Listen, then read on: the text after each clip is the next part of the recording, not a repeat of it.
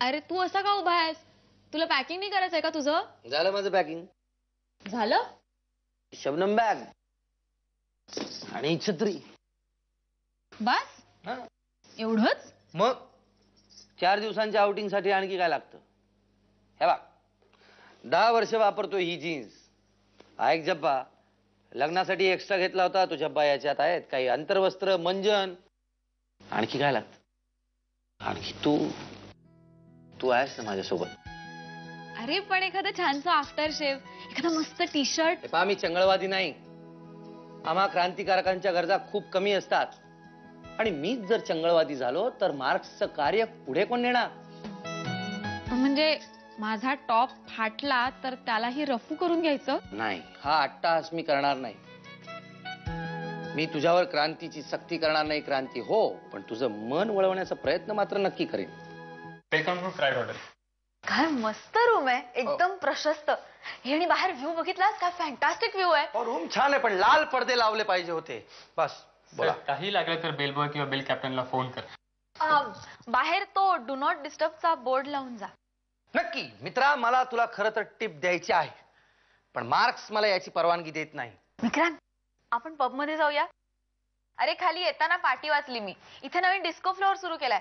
चल ना आपण जाऊया नाचायला. मला नाचायला इतकं आवडतं ना पब मध्ये. पब बस म्हणजे गप्प बस. पब डिस्को ही सगळी उच्च मध्यमवर्गीयांच्या चंगळवादाचं प्रतीक आहे. आमच्या क्रांतिकारकांच्या कल्पनेत ते अजिबात बसत नाही. अगं, हे हनीमून वगैरे सगळे लक्ष्मीपुत्रांचे चोचले चोचले.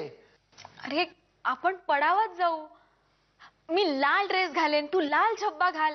आपण पडावालाही लाल रंग देऊया. तुला क्रांती कळत नाही, मी काय बोलतो ते कळत नाही. मग का लग्न केलं आपण?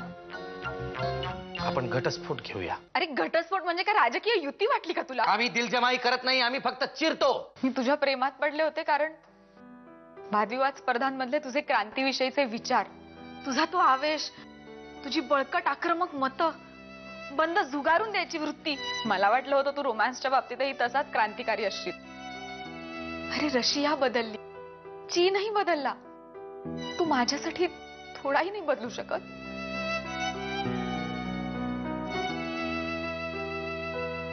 कुठे जायचं? तू म्हणशील तिथे जाऊयात. तुझ्या त्या डिस्कोत जाऊया.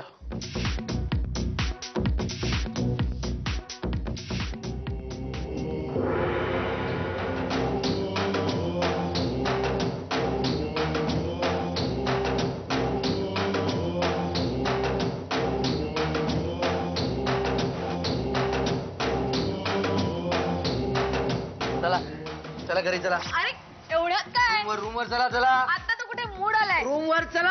आजू, मला सांगायलाही लाज वाटते. मला नाही वाटत. तू सांगायला लाजावंस असं काही मी केलंय.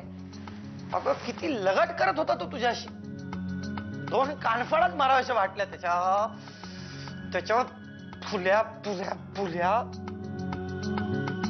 तुमच्या क्रांतीत 2 पुरुषी शिव्याही नाही आणताय. लग्न झालेल्या बाई बरोबर लगट करतोस.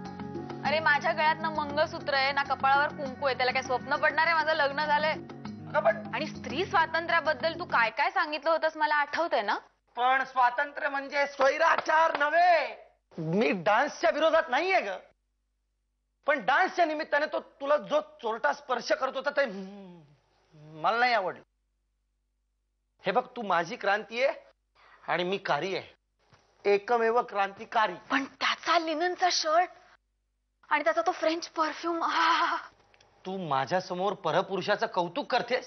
काहीतरी जळल्याचा वास येतोय ना? हे पा, किती जणांना या देशात फ्रेंच परफ्यूम परवडतो. पण एक रेझर आणि दाढी करायला साबण परवडतो ना? आपल्याकडे अंघोळीसाठी पाणी येतं नळाला. हे तू मला सांगायची गरज नाहीये. मी तुला काय सांगणार बाबा. तूच मला आतापर्यंत बर्ट्रांड रसेल, फ्रॉइड वगैरे काय काय ऐकवलंस. तुम्हा पुरुषांनी बायको बरोबर जाताना एखाद्या टंच मुलीकडे वळून पाहिलेलं चालतं, पण आम्ही एखाद्या पुरुषाच्या स्मार्टनेसचं कौतुक केलं तर लगेच अब्रह्मण्य अब्रह्मण्य. नॉनसेन्स.